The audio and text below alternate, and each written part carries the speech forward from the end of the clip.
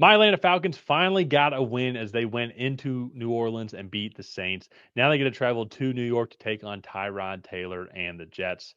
My name's Tyler here with my brother Ryan. We're going to break down this Week 13 matchup and provide our predictions at the end. So be sure to stay tuned, leave a comment, and while you're at it, hit that subscribe button, get notified when new videos come out.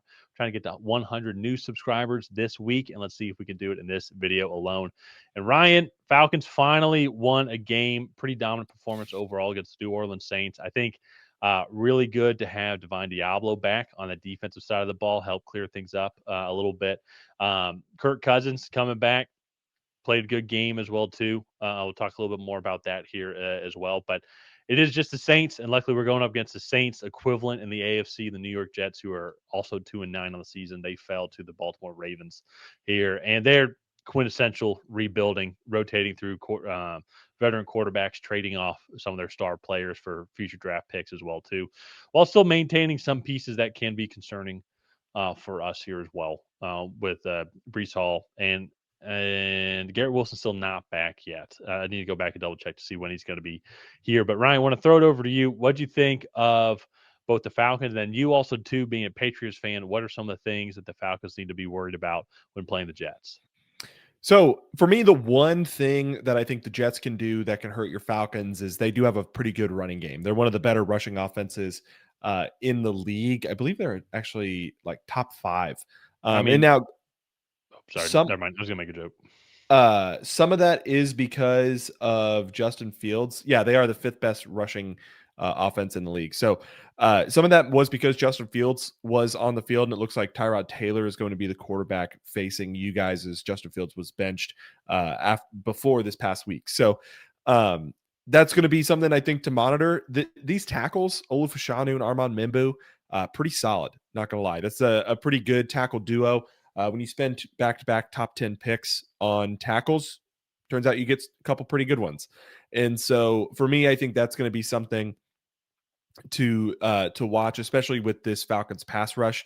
You have James Pierce Jr., Jalen Walker, the two first-round picks screaming off the edge, and I think that's a good young duo for them. And then Raheem Morris, has that front seven flying around and doing a really good job. So I'm curious to see how they do against the run and the physicality that the Jets can bring there. And then lastly, Mason Taylor has been fairly good for them, and he's just been a nice, reliable option there over the middle. And so curious to see how he fares against, Jesse Bates and Xavier Watts and Billy Bowman as well. So I like those guys I like those matchups. I think that those are going to be fun to watch. Defensively, I think the Jets have kind of punted.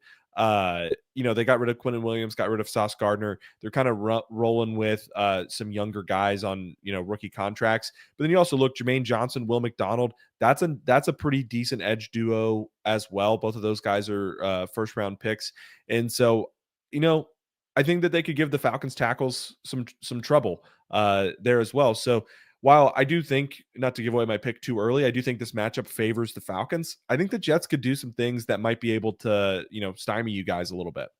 Oh, well, there's a lot of things I could time. Yes, a lot of it too is just self-inflicted wounds here. But to your point though, it's our offensive line has been banged up here a little bit, but we're back at full health compared to what we were at the start of the year now with Chris Lindstrom.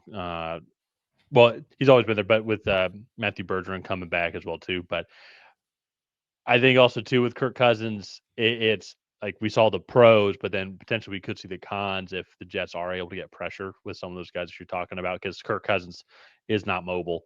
Yeah. Michael Penix was technically a little bit more mobile than Kirk Cousins, by a decent margin, but also I think more it goes to show how slow Kirk Cousins is. But Yeah. that's where if they could get some pressure here, get us off kilter, that could really disrupt our entire offense here.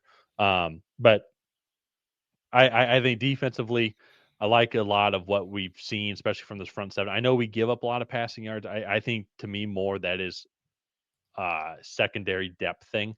And teams respect like, hey, we got to get the ball out of here quickly just because of how quick our front seven is. And then we don't normally have the number two corner or the other corners as well to help us out.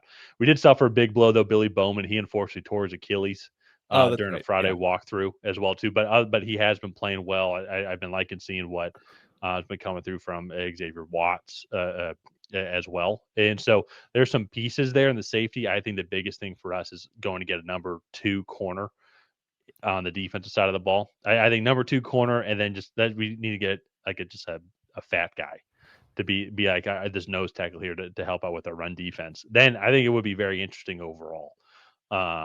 What this defense could become if we can even get a little bit better in the secondary. So, still though, for me, when I look at the Falcons, even to there's the one stat I forgot what it was, but I think it was like when Michael Penix was the quarterback. I think we did 90% of our plays out of the shotgun, and then when Kirk Cousins was playing, a lot of snaps under center.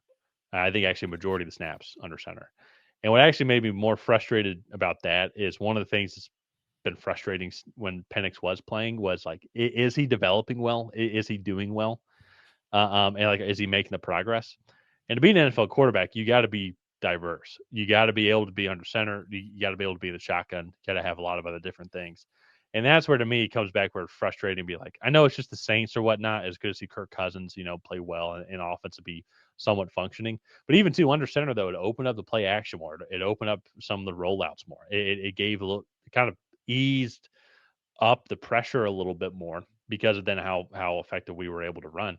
And that's where then it comes back to me. It's just going to be the coaching. And that's where, if there's a reason why we're going to lose this game, it's because we're not going to be able to coach and game plan well enough against this team that is inferior than us. Like Yeah. we should be able to beat them. Even too without Drake London, I still think we should be able to beat them. But even too as well, it goes back then just the game planning. So it's like we haven't really been utilizing the play action, hasn't been nearly successful.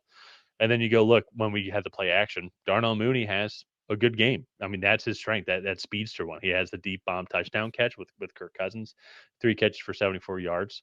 Kyle Pitts is, I think, on his way out. Several more drops. One of the drops led to a pick six as well. So there's not really much you can do there. But I think it's more just coming back when I look at this Falcons team, and I think we need some more weapons, obviously. But I mean, Falcons fan, correct me if I'm wrong, but when you're watching this, though, I think it was cool to see, but also a little more frustrated as well because you're actually seeing some semblance of creativity.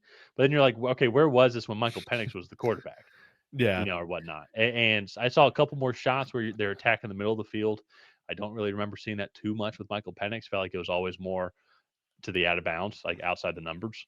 Um, and that's where I think it's once again still harping on this, being like I think there at least needs to be an offensive coaching change as well. And so I think for this game, I can maybe change my mind on that if they get a little bit more creativity.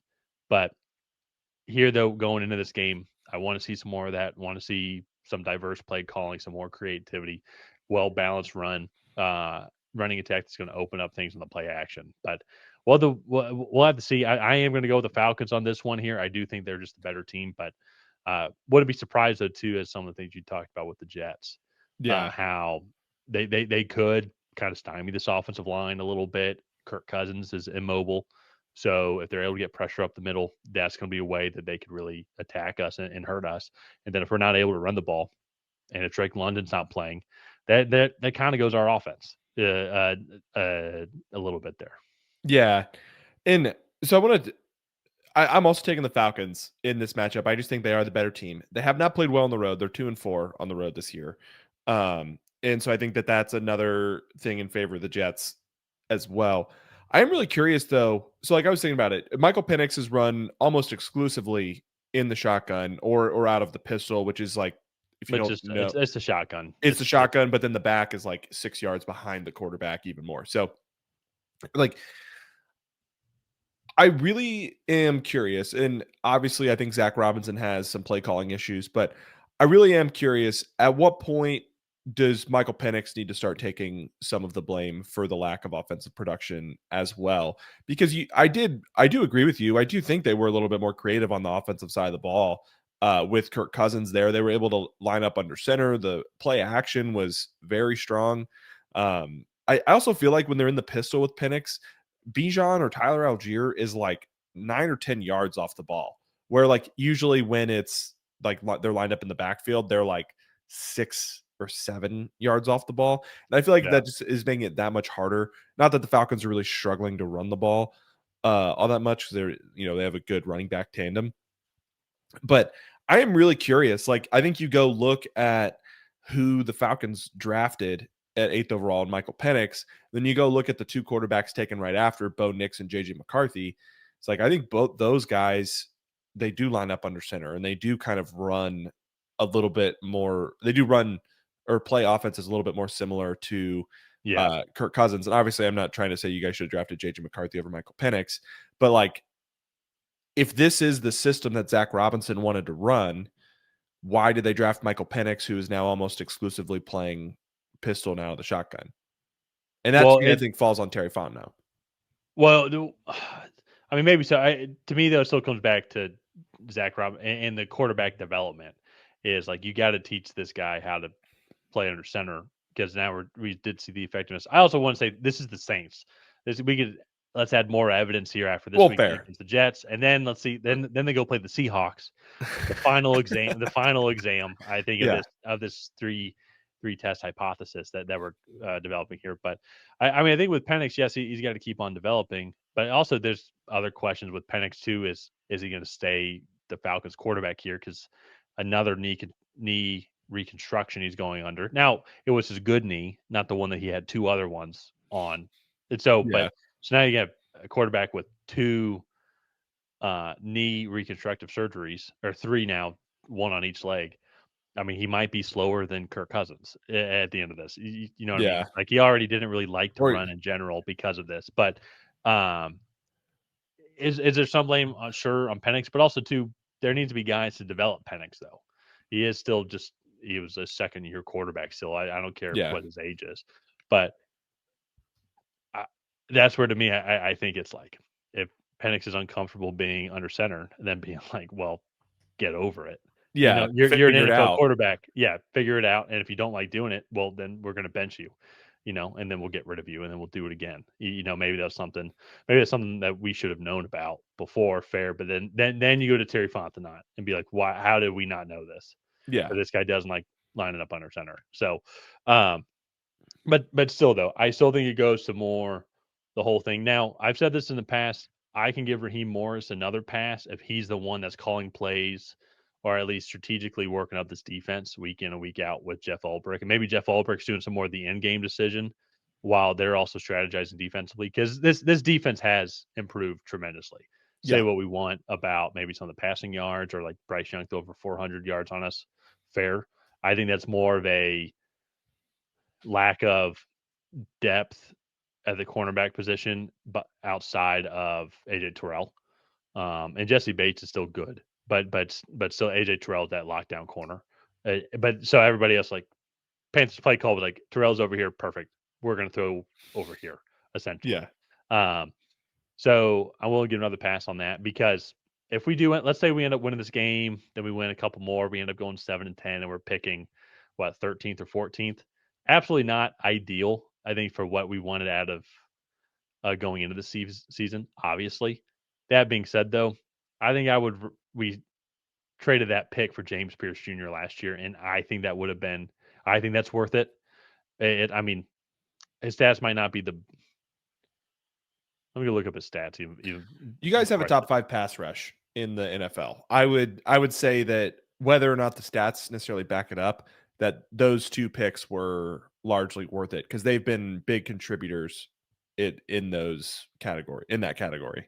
Yeah, I really like the tandem of both and the speed that Walker and James Pierce Jr. bring to the table.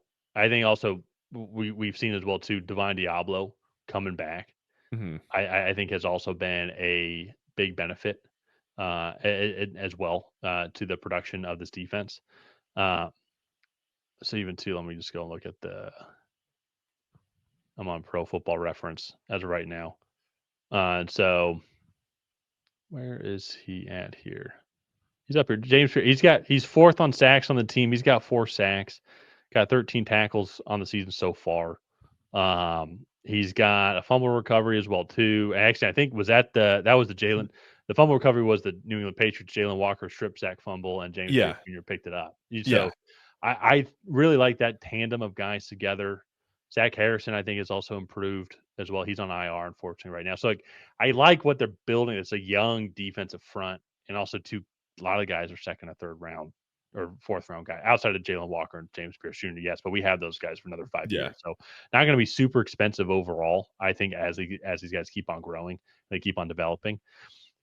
So Terry Fontenot's made a lot of bad decisions. Kyle Pitts, Kirk Cousins contract, yes, but I think we also need to give credit when credit's due. Like these guys are starting to piece together a good defensive front seven, which for Falcons fans is what we've been asking for well since Vic Yeah. Beasley. Yeah. It's just at the cost of the offense falling Yeah, apart. yeah, no, And- yeah, easy yeah. fix, easy Yeah. fix, obviously. So that's where I do think, like, kind of talking big picture here for the Falcons, then we'll wrap up. But I do think, if you guys are in the middle of the draft, that 13, 14, 15 range, I think address the second corner spot. You guys will get healthier on the offensive side this offseason. And then, get that run stuffing defensive tackle. But then also, too, I think ultimately I would give Raheem Morris another run and then get an offensive mind. Go get Brian Dable. If Mike McDaniel doesn't get fired, go get a experienced offensive coordinator that can just be the head coach of the offense, and just manage that side of the ball instead of going and getting the young hotshot tight pants guy that hasn't done it before, but everybody's really high on. So Well, we're going to have even some other bigger issues, and this will be my last thing I say. But the quarterback positions, I think we're going to have to revisit as well too, because Penix, I mean, he had that knee surgery, and I've seen it's like 6 to 9 months, or probably more 9 months as well, which puts him in Augustish territory, into July Augustish territory, and also too being an Indiana fan, I saw his season after his second ACL recovery, and he looked uncomfortable. He did not look confident, did not look ready. And I've fortunate to say he's been here before though, so it's like, do we want to roll him out here as well too? I mean, he'll be 26 with coming off a third knee injury as well and too. two major shoulder surgeries. Exactly. Like so, it's like I hate saying because I love Michael Penix, especially too with what he did for the Hoosiers, especially to like his Penn State winning 2 point conversion. Like still great, whatnot. But yeah, he'll be 26 on May 8th of next year, going into the season, and that's one. I don't know. It brings up questions. I think Yeah. it's tough to say. And I will say this too as well. Terry Fontenot will make a move if if he does not feel confident in something. He wants to have a backup plan as well too. Yeah. And I think Kirk Cousins is going to be gone because of the money. And if he's like, hey, Michael Penix now, it's yeah, I know we drafted you then there, but like quarterback position he's mentioned is already the most important position. And if we don't feel confident with you coming off this knee injury as well, or your performance, I think he'll go pick somebody up here. I think really quickly. What I'm hearing is Garrett Nussmeier is an Atlanta Falcon.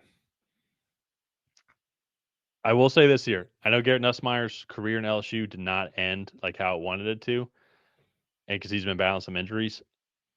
Don't be surprised if he rises up some draft boards. Just saying it. Yeah. Just saying Well, it. I'd say right Don't be now surprised. he's probably like the late day 2, early day 3 territory. I think he could potentially get to Tyler Shuck I'm range. just don't be surprised. Yeah. It's very easy to just make fun of the LSU quarterback.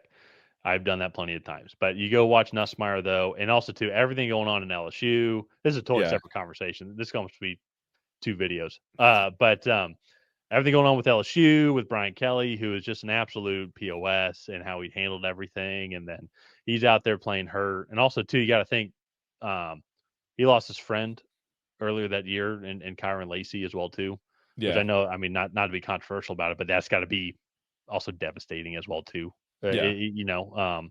And so just a weird year overall, I think, for Garrett Nussmeier. I I just saying, wouldn't be surprised if he actually could maybe come and play on Sunday and do pretty decent. Yeah. Well, and then if he goes to the Falcons, if he's the quarterback for the Falcons, his dad is the OC for the Saints. That would be, must see TV a couple games a year. So That'd I be don't know. fun. That's a hypothetical that we can talk about January through mid-April. But for now, Yep. the Falcons are probably going to beat the Jets here this Sunday, and then they're going to go on a winning streak here and make a playoff push late in the year. So, with that said, let's go ahead and wrap things up. If you guys have not already, please go ahead and like and subscribe. If you're still here, please subscribe. If you just listen to that, might as well. But while you're down there, leave a comment on who you think is going to come out ahead in this matchup. Will it be the Atlanta Falcons? Will it be the New York Jets? On that, we'll see you guys next time.